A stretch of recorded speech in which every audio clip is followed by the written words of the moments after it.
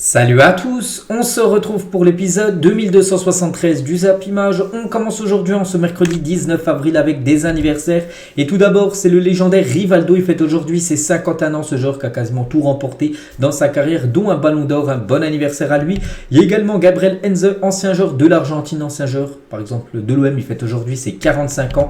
Et aussi tous ces autres joueurs, des joueurs qui sont en activité actuellement comme Nick Pope, le gardien de Newcastle. Il fête aujourd'hui ses 31 ans. Asdin Ounahi, le joueur de l'OM. Le Marocain fête aujourd'hui ses 23 ans, par exemple aussi Marco Arnautovic, l'attaquant de Bologne, il fête aujourd'hui ses 34 ans. On va parler maintenant, bien sûr, de la Ligue des Champions et on va revenir sur les deux quarts de finale retour de la Ligue des Champions qui se sont déroulés hier soir. Et tout d'abord, Chelsea contre le Real Madrid. Et le Real Madrid s'est imposé 2-0 lors de ce match retour. 2-0 pour le Real au match aller. Du coup, score cumulé 4-0 pour le Real Madrid qui se qualifie sans souci pour les demi-finales de cette édition de la Ligue des Champions. Donc Rodrigo, le double buteur côté Real Madrid. Donc j'ai fait un débrief les gars complet sur ma chaîne BizBiz Real. Donc ça a été un Real Madrid quand même bougé. Ça a été, on va dire, une équipe de Chelsea un petit peu mieux qu'à son habitude. Elle a posé quelques soucis au Real Madrid, mais le problème pour Chelsea, c'est qu'ils n'ont pas réussi à marquer. Pourtant, ils ont eu des occasions, mais en face, il y avait un grand Thibaut Courtois qui a écœuré les attaquants de Chelsea. Et le problème, c'est que quand tu ne marques pas contre le Real Madrid, tu te fais punir. Et du coup, punition pour eux. Et du coup, doublé de Rodrigo en deuxième période. Et du coup, victoire 2-0 du Real Madrid. Voilà les stats de la partie. Donc les tirs, regardez, ont été plus côté Chelsea à 17 tirs contre 9 seulement pour le Real Madrid. Mais voilà, les tirs cadrés, pareil. C'est 6 tirs cadrés pour les deux équipes, et là c'est le Real qui a été plus efficace que l'équipe anglaise. Et du coup le Real Madrid, comme souvent on a l'habitude, donc ils sont qualifiés pour les demi-finales de la Ligue des Champions. C'est une habitude pour cette équipe espagnole. Donc le Real Madrid a atteint les demi-finales de la Ligue des Champions pour la 11e fois en 13 ans. Je ne sais pas si vous vous rendez compte les gars, il y a seulement 2 fois où ils ont échoué, cette équipe du Real. Donc regardez les 11 dernières fois où ils sont allés en demi-finale. Donc il y a des fois demi-finale quand sans jaune, vainqueur. Voilà, en 2014, en 2016, en 2017, en 2018, en 2022. Donc voilà, incroyable bien sûr cette équipe du Real Madrid.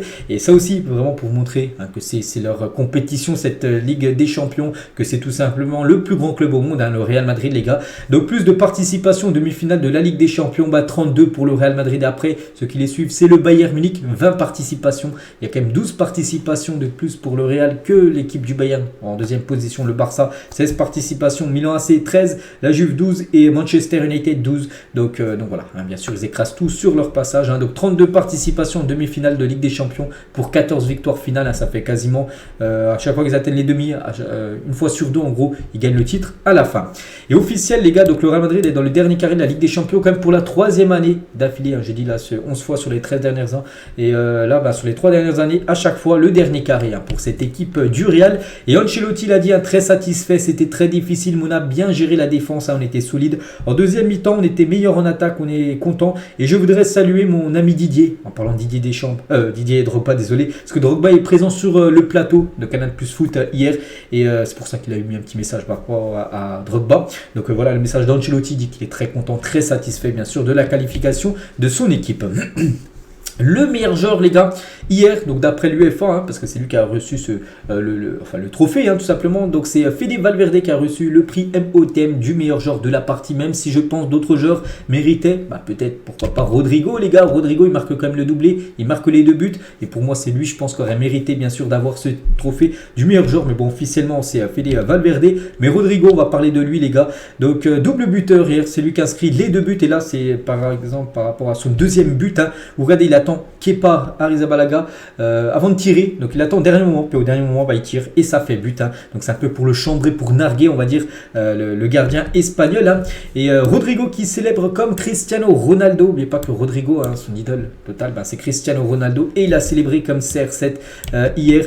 Donc voilà, quelques photos de Rodrigo bien sûr qui prend l'effet, on va dire, Cristiano Ronaldo. Et sur sa célébration, il a dit en fait, je n'allais pas célébrer comme Cristiano Ronaldo, j'allais faire ma célébration habituelle en glissant sur mes genoux, mais je me suis souvenu que j'avais une inflammation, et du coup, il s'est dit, bon voilà, je vais faire à l'instinct, voilà, la célébration plutôt de Cristiano Ronaldo. C'est pour ça qu'il a fait cette célébration-là. Toujours avec Rodrigo, comme toujours, c'est un plaisir d'être au Real Madrid, le plus grand club du monde. On a cette obligation d'être toujours dans le dernier carré.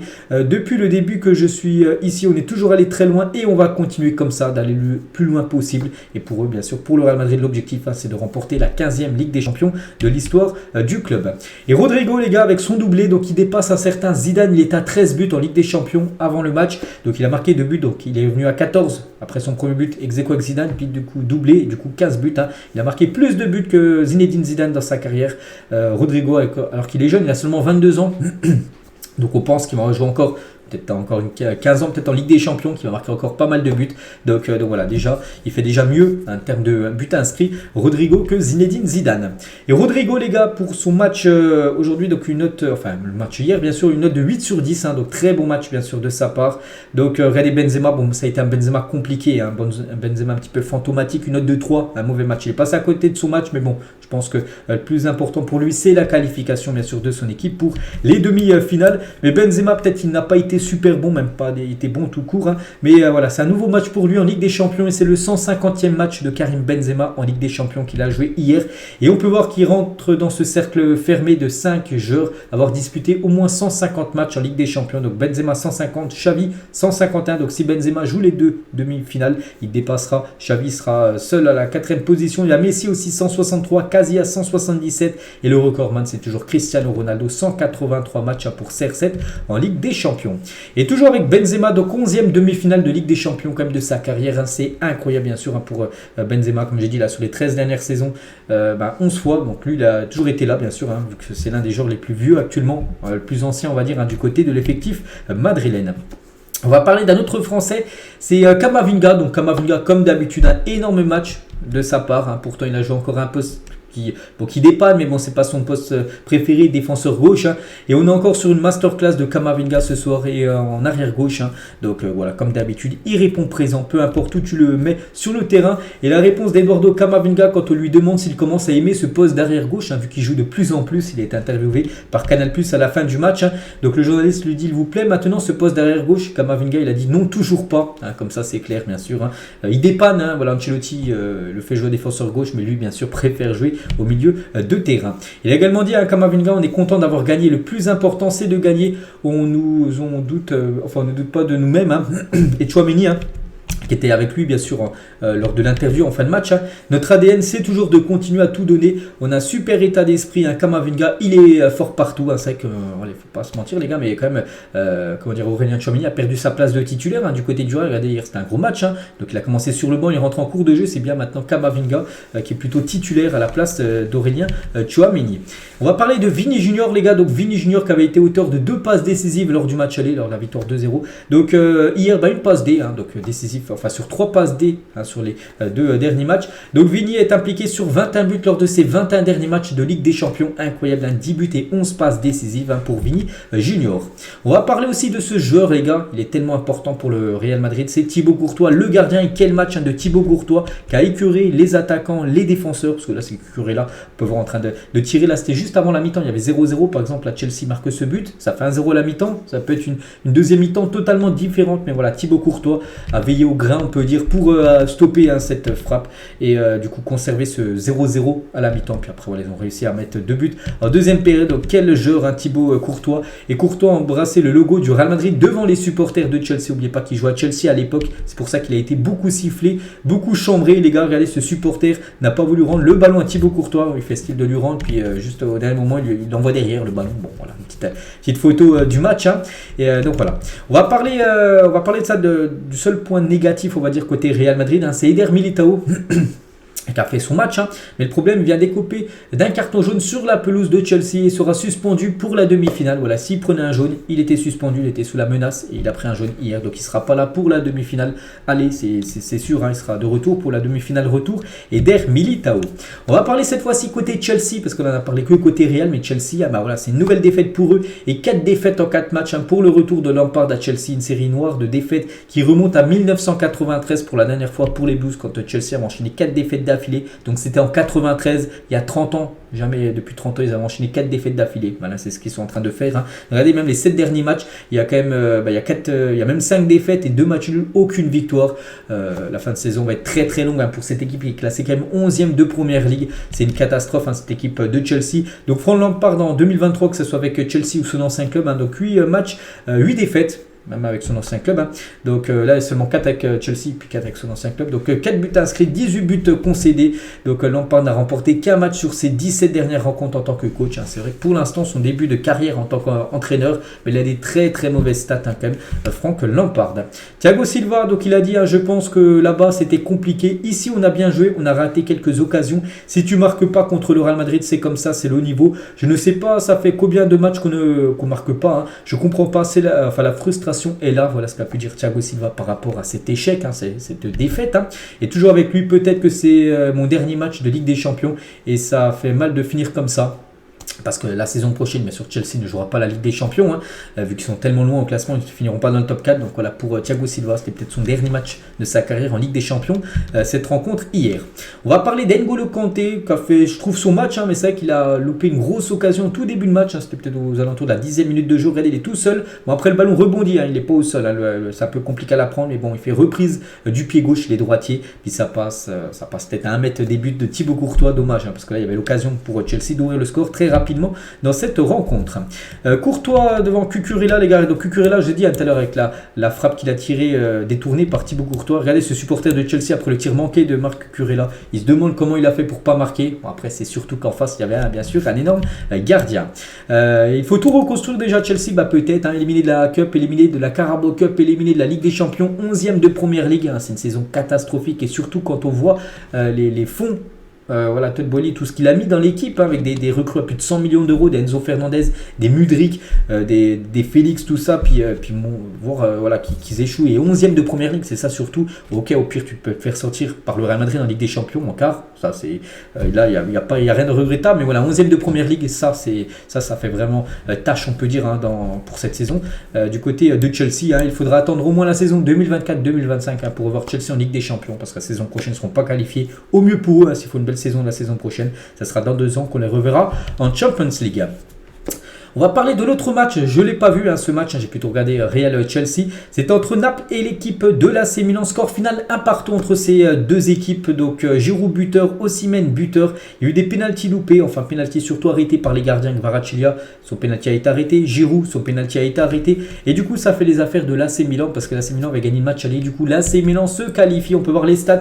Pourtant l'équipe de Naples hein, a eu plus de tirs, 23 tirs mais seulement 4 tirs cadrés, trop d'imprécision hein, devant les buts hein, pour l'équipe de Naples. Et du coup l'AC Milan efficace, 6 tirs, 4 tirs cadrés et ça fait un but. Le but d'Olivier Giroud et du coup c'est la qualification pour les demi-finales pour cette équipe de Milan. 16 ans après, ça fait 16 ans quand même qu'ils n'ont pas atteint les demi-finales de la Ligue des Champions. N'oubliez pas que c'est une équipe quand même qui a remporté 7 fois la Ligue des Champions hein, donc c'est une équipe voilà, qui sait quoi faire en Champions League et ça faisait 16 ans qu'ils n'avaient pas atteint le dernier carré hein.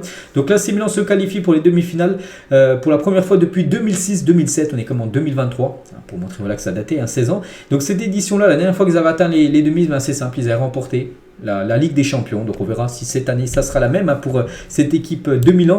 Et là c'est Milan atteint les demi-finales de la Ligue des Champions pour la 13e fois de son histoire hein. Le club s'est qualifié 11 fois en finale. C'est vrai quand ils vont en demi-finale, ils vont souvent en finale hein. Donc à chaque fois ils sont allés, enfin sur les 13 fois qu'ils sont allés en demi, 11 fois, il y a seulement 2 fois où ils ont échoué en demi, sinon les autres sont allés jusqu'en finale. Donc voilà, hein, en gros les derniers parcours de l'AC Milan quand ils ont atteint les demi, hein, souvent ils vont en finale, même souvent ils la remportent hein, quand même cette compétition, je l'ai dit, 7 fois pour eux.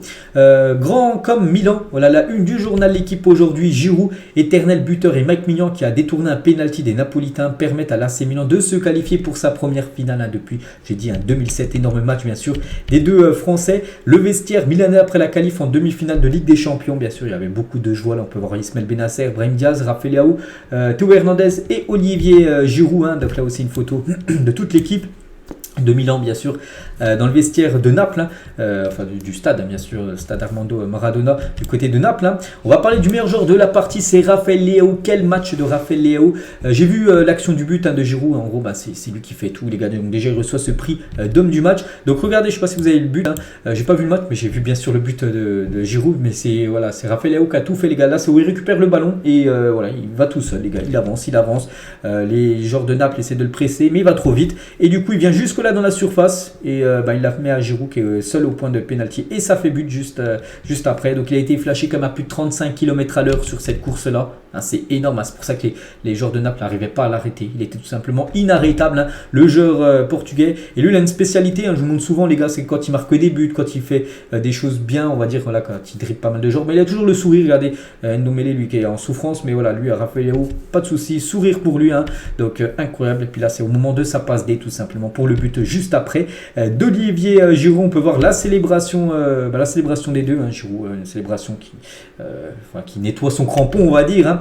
Donc voilà, belle connexion Giroud-Rafael Leao hier. Hein. Et concernant Giroud, hein, je dis, buteur donc âgé de 36 ans et 200 jours, hein, Giroud est devenu le deuxième plus vieux buteur français de l'histoire de la Ligue des Champions derrière Laurent Blanc à 36 ans et 338 jours. Donc voilà, une magnifique performance, hein, pour Giroud. Et Giroud, toujours avec lui, donc est le meilleur buteur de l'AC Milan cette saison avec 13 buts inscrits. Donc voilà, il dévance Rafael Leao, hein, 11 buts pour Rafael Leao. Et Giroud, meilleur buteur à cette saison du côté de Milan. 13 buts pour l'attaquant français. Donc 13 buts, on peut aussi ajouter 6 passes D, hein, parce que ça compte aussi les passes décisives. Donc voilà, grosse saison, hein, décisive sur 19 buts cette saison. Hein, Olivier Giroud, alors qu'il a quand même 36 ans et 200 jours, enfin quasiment bientôt de 37 ans, là dans quelques mois. Donc voilà, grosse saison bien sûr de la part de l'attaquant français. Il a dit à la fin du match, hein, donc sur le match, on a fait le match qu'on voulait faire, hein, en marquant en première période. C'est vrai que j'aurais pu marquer plus tôt, mais je suis content d'avoir pu le faire ensuite grâce au travail incroyable de Rafael Leao. Hein, je vous ai dit où il a fait ce sprint à plus de 35 km/h, hein, pour lui donner ce caviar, hein, bien sûr, dans la surface de réparation. Et Giroud, il a également dit, avec cet état d'esprit, on peut rêver très grand, bien sûr, et pourquoi pas, c'est vrai, gagner la Ligue des Champions. Quand tu arrives en demi-finale, l'objectif, hein, c'est d'aller en finale et gagner, hein, cette finale maintenant. Il n'y a plus que 4 équipes, hein, donc 2 là pour l'instant qu'on connaît. Les 2 autres, on les connaîtra ce soir. Hein. Et Giroud, les gars, donc il a marqué, mais avant, les gars, quelques minutes avant son but, hein, donc il avait un penalty qu'il a tiré, mais il ne l'a pas marqué. Et Giroud a manqué son premier penalty depuis le 26 septembre 2012. Hein, on est comme en 2023. C'était lors d'un match avec Arsenal contre l'équipe de Coventry. Donc ça devait être un match de FA Cup, hein, un match de coupe anglaise. Donc voilà, déception bien sûr de Giroud. Mais il a cadré, hein, c'est juste le gardien. Le gardien de Naples, hein, qui a plongé du bon côté et qui a sorti tout simplement le tir au but d'Olivier Giroud. Donc voilà, bel arrêt de Meret, hein, Alex Meret, le gardien napolitain. Et jamais un gardien de but n'avait arrêté un penalty hors tir au but, hein, d'un joueur de l'AC Milan dans l'histoire de la Ligue des Champions. Série historique terminée ce soir par l'intermédiaire d'Alex Meret. Donc voilà les gars, c'était jamais arrivé qu'un gardien arrête un penalty d'un joueur de l'AC Milan. C'est la première fois que ça arrive, hein, dans l'histoire de la Ligue des Champions pour cette équipe de Milan. Toujours avec le duo Leao et Giroud, les deux obtiennent la note de 7 sur 10 aujourd'hui dans le journal L'équipe. 7 sur 10, ça équivaut à un bon match de la part des deux. La France est partout. On a parlé de Giroud.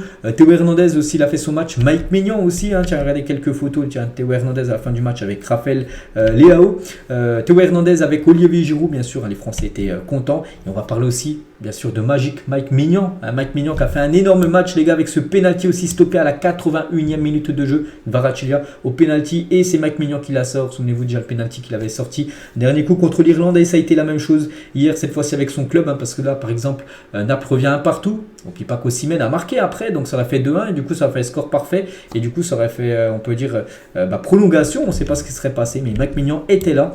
Et les performances de Mike Maignan sur penalty cette saison, c'est très très bien. 5 penalties subis, 3 penalties arrêtés, 60% d'arrêt et voilà. Donc c'est un magnifique gardien sur les penalties, hein, et même dans le jeu, hein, vraiment il est énorme. Hein.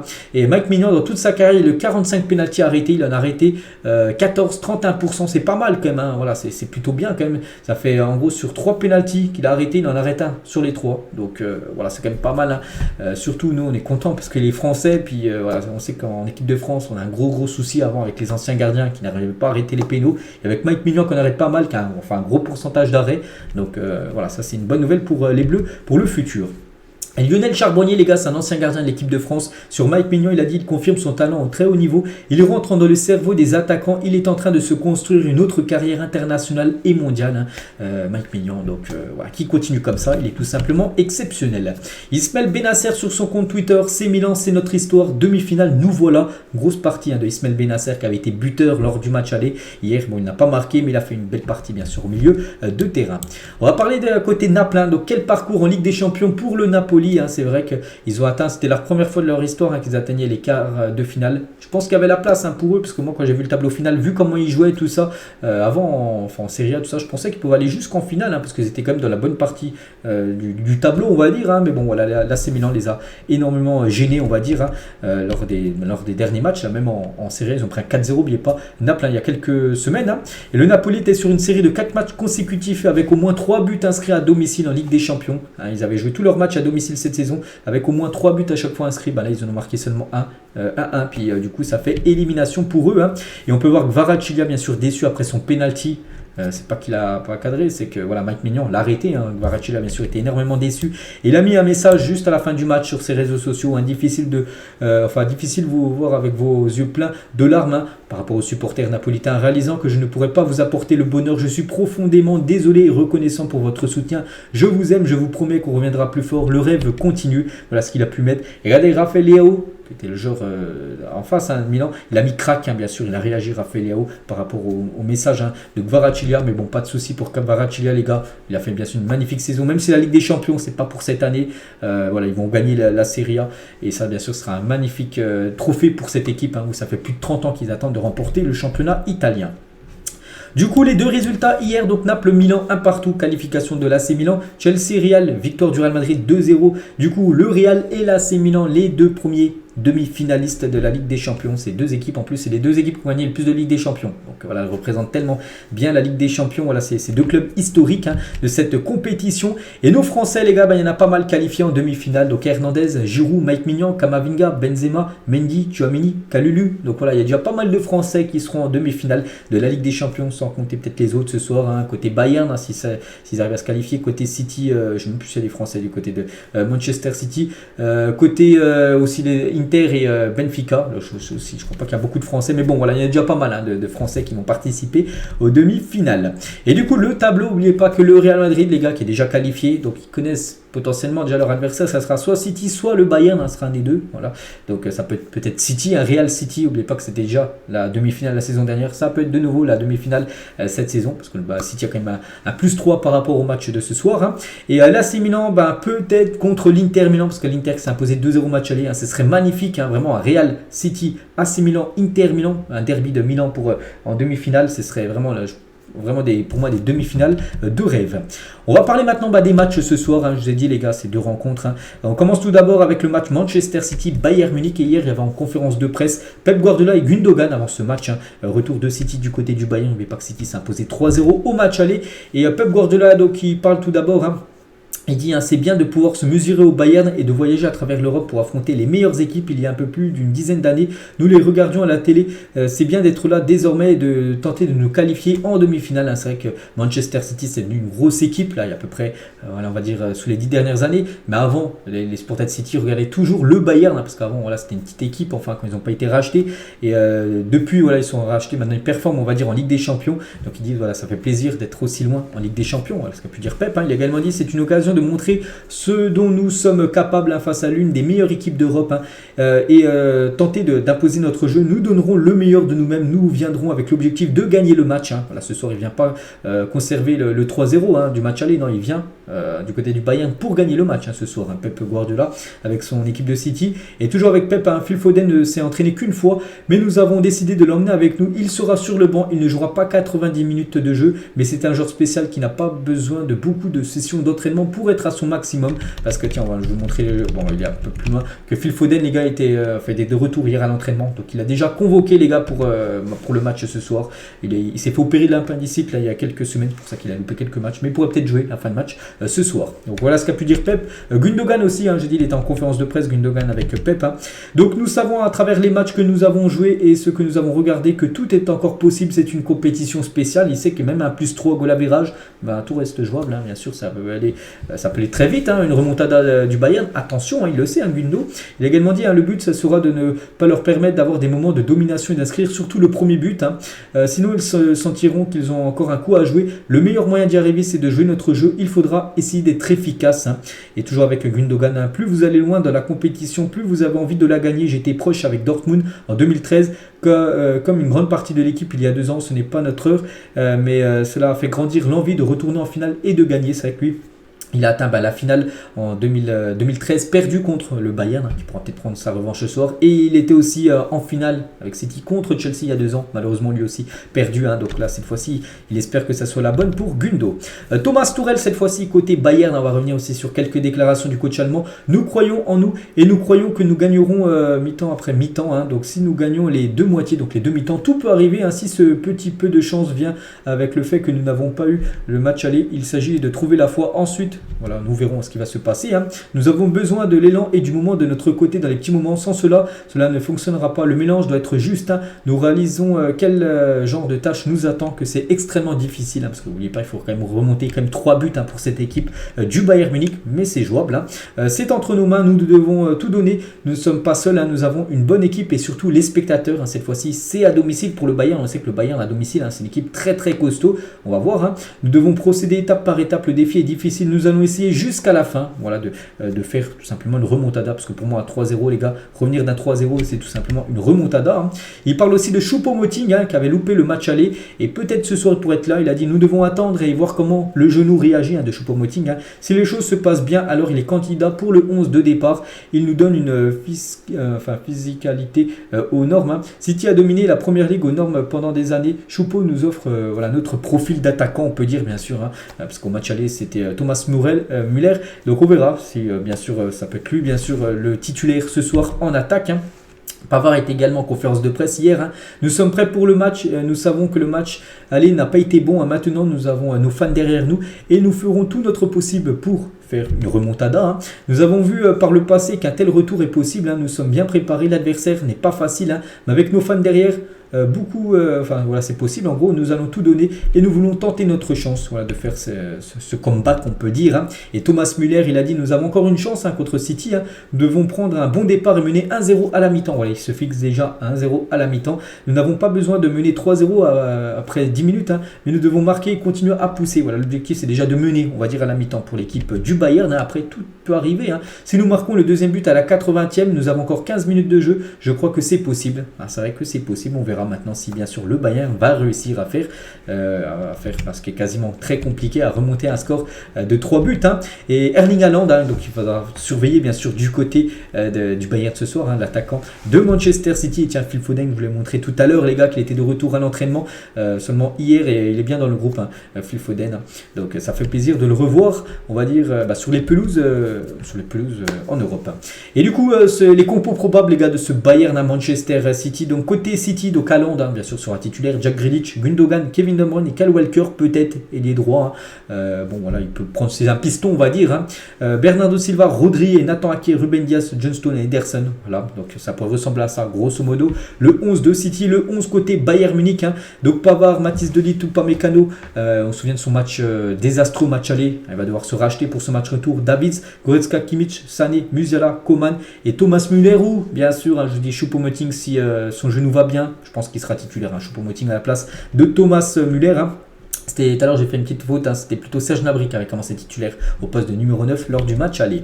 Et concernant aussi l'autre match les gars, moi je vais regarder bien sûr City Bayern, mais aussi un match, l'Inter contre le Benfica. Et regardez aussi les deux compos probables les gars pour cette rencontre ce soir. Donc côté Benfica, Gonzalo Ramos sera en attaque. N'oubliez pas que le Benfica doit remonter 2 buts, ils doivent proposer quelque chose d'offensif ce soir. C'est pour ça que ça peut être un 4-2-3-1 que pourrait mettre Roger Schmidt, le coach de cette équipe, avec Juan Mario, Rafa Silva et Orenest en numéro 8 on va dire.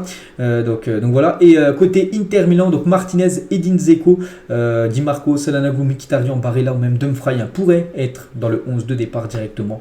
Voilà pour l'Inter. L'Inter ne doit pas jouer avec l'esprit que voilà, déjà 2-0. Ils doivent commencer le match avec l'esprit qu'il y a eu 0-0 au match aller. Et là peut-être il y aura des chances de passer. Attention à l'Inter les gars, qui reste quand même sur les 8 derniers matchs avec seulement une victoire. C'était contre le Benfica. Sinon ils ont eu beaucoup de défaites. Ils ont perdu contre Monza le week-end dernier. Il faut s'imposer. Ils peuvent sauver quasiment leur saison. S'ils vont jusqu'en finale, pourquoi pas gagner la Ligue des Champions, ce serait une énorme saison bien sûr pour l'Inter, mais bon il faut déjà éliminer le Benfica ce soir. Donc voilà les gars, tout ce qu'il y avait à dire aujourd'hui, que de la Ligue des Champions bien sûr. Donc on se retrouve cet après-midi, l'After Zap Image bien sûr, beaucoup d'autres infos aussi à vous donner, et demain midi les gars pour les résultats bien sûr de ces deux rencontres qui se déroulent ce soir. Bonne journée à vous et à demain.